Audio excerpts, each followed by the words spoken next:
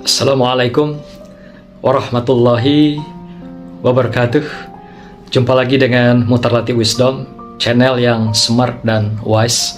Saudaraku, kembali kita mengungkap pesan-pesan Allah dalam kalamnya dalam surah An-Nisa ayat 125 yang berbunyi sebagai berikut: Waman ahsanu dina mimman aslama wajahahu lillah. Dan siapakah yang lebih baik agamanya daripada orang yang dengan ikhlas berserah diri kepada Allah. Ilal ayah. Saudaraku, dalam ayat yang singkat ini Allah membuat statement sekaligus bertanya kepada kita semua dengan pertanyaan yang sangat menantang. Siapakah yang lebih baik agamanya daripada dengan mereka yang ikhlas dan berserah diri pada Allah? Artinya ada orang yang beragama dalam melaksanakannya dengan gugur kewajiban. Ada yang beragama dengan sungguh-sungguh mengharapkan ridho Allah. Ada yang beragama selain menyerahkan sepenuh diri kepada Allah, berserah diri kepada Allah, dan ikhlas semata-mata hanya kepada Allah. Nah, inilah sebenarnya yang diminta Allah pada kita semua, yaitu berserah diri, mengabdi, melaksanakan perintah, dan meninggalkan segala larangan semata-mata karena Allah. Lillahi ta'ala, lillah, dan juga ikhlas tanpa karena atas sebab apapun selain ikhlas karena Allah. Memang bicara ikhlas ini sangat berat diwujudkan dalam kenyataan, dalam kehidupan kita, karena kita tidak hidup di dunia hampa. Kita hidup dengan lingkungan manusia dan makhluk lainnya. Kita hidup dengan berbagai tarikan-tarikan dunia, selain juga tarikan-tarikan syaitonia, jin, iblis, dan sekutunya, dengan berbagai pesona dan beragam keindahan yang ditunjukkan, yang diperlihatkan, yang diberikan sebagai godaan-godaan pada kita. Allah meminta kita agama yang sebaik-baiknya dan sempurna ketika kita bisa ikhlas di dalam melaksanakan segala perintah dan larangannya, dan melaksanakan pengabdian kepada Allah SWT, dan melaksanakan berbagai pengabdian kepada sesama manusia, yang tentunya juga sebagai ketaatan kita kepada Allah SWT. Ikhlas adalah sebuah sikap, perilaku hati, dan pikiran. Ikhlas sulit diukur dengan tindakan-tindakan, perilaku jasadiah atau fisik, karena ikhlas itu adanya di hati. Seorang yang mengatakan ikhlas dengan lisannya belum tentu dia ikhlas.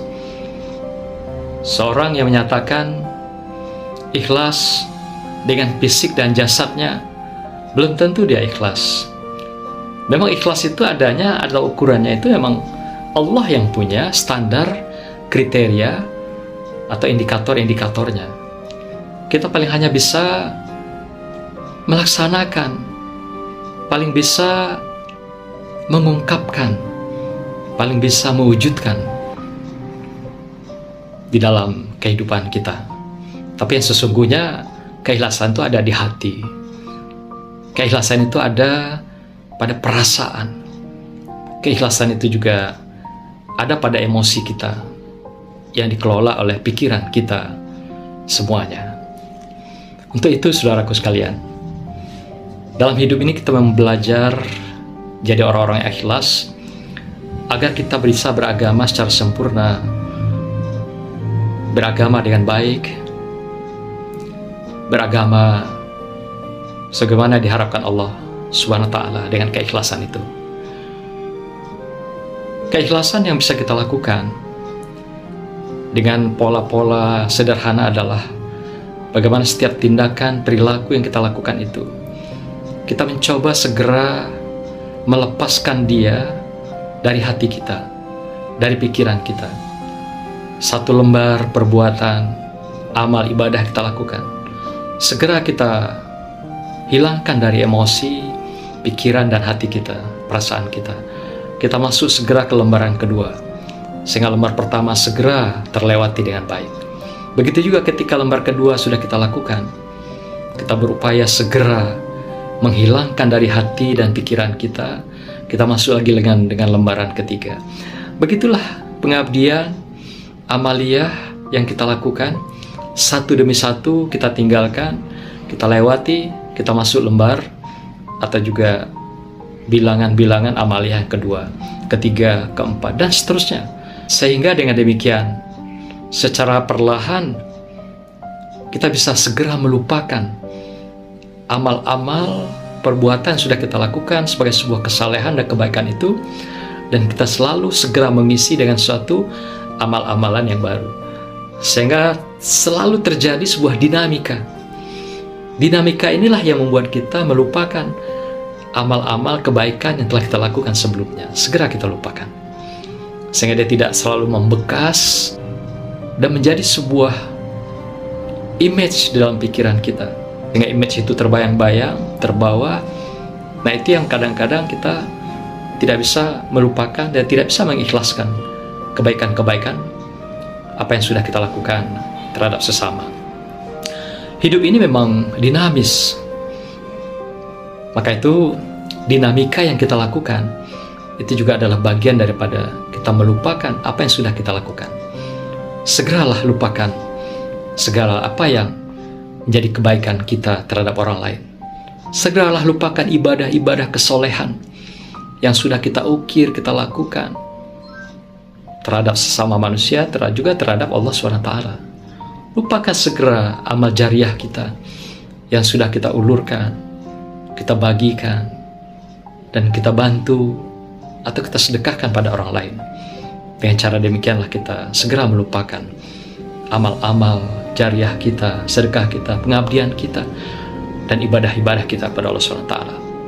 Jangan pernah kita berhitung apa yang sudah kita lakukan. Jangan pernah kita menkalkulasi perbuatan-perbuatan yang sudah kita lakukan.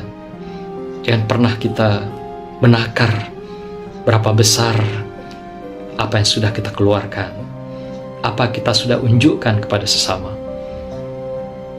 Dengan kita tidak menghitung, menakar apa yang sudah kita ulurkan, kita bagikan kepada sesama, cara itulah segera dengan mudah kita melupakan apa kebaikan yang sudah kita lakukan pada orang lain. Tapi ingat, sekecil apapun kebaikan orang kepada kita, sekecil apapun budi orang kepada kita, jangan pernah kita lupakan selama hayat. Ganti dengan kebaikan-kebaikan, beragam kebaikan, sehingga kebaikan yang diberikan orang pada kita itu adalah merupakan amal bagi mereka yang juga menjadi darah daging bagi kita dan berkah bagi kita. Barang siapa yang melupakan hal yang kecil, dia berarti juga pasti akan melupakan yang besar. Barang siapa yang tidak bersyukur dengan hal yang kecil, berarti dia tidak akan pernah bersyukur pada hal yang besar. Barang siapa yang mensyukuri hal yang kecil, berarti dia juga akan mensyukuri hal yang besar. Maka itu kata Allah, barang siapa yang bersyukur atas nikmatku, maka akan kutambah nikmat itu. Barang siapa yang melalaikan, mengabaikan, melupakan nikmatku, tidak bersyukur atas nikmatku, ingatlah, akan ada satu saat azab, musibah yang kuberikan kepadamu yang tidak bersyukur atas nikmat yang telah kuberikan. Itulah janji Allah pada kita semua. Maka itu kita jangan pernah melupakan sekecil apapun perbuatan-perbuatan baik, budi orang kepada kita. Tapi ingat, segeralah lupakan sebesar apapun kebaikan kita, sebesar apapun uluran tangan kita, sebesar apapun yang telah kita berikan pertolongan untuk sesama, lupakan segera. Biar Allah yang mencatat dan mengetahui. Kita lepaskan, kita lupakan Kalau orang Prancis mengatakan ignore, abaikan, tinggalkan, lupakan. Buka lembaran-lembaran baru, dalam amaliyah yang baru, jariyah yang baru, ibadah yang baru, dan berbagai perbuatan-perbuatan kesolehan yang baru. Itulah cara melupakan sesuatu yang sudah kita lakukan, agar dia tidak menjadi riya dalam kehidupan kita, agar dia segera kita lupakan, dan kita menjadi orang yang ikhlas. Apa yang sudah kita perbuat, apa yang sudah kita keluarkan, dan ibadah apa yang sudah kita laksanakan lillahi ta'ala. Ikhlas adalah kita segera melupakan apa yang kita lakukan dalam perbuatan kesalehan, sehingga lembar yang lama segera kita lupakan, kita pupuskan dari hati kita, dari pikiran kita. Itulah cara kita mengajarkan diri untuk ikhlas dengan sesama dan ikhlas pada Allah Subhanahu wa ta'ala. Semoga berkah Allah. Wassalamualaikum warahmatullahi wabarakatuh.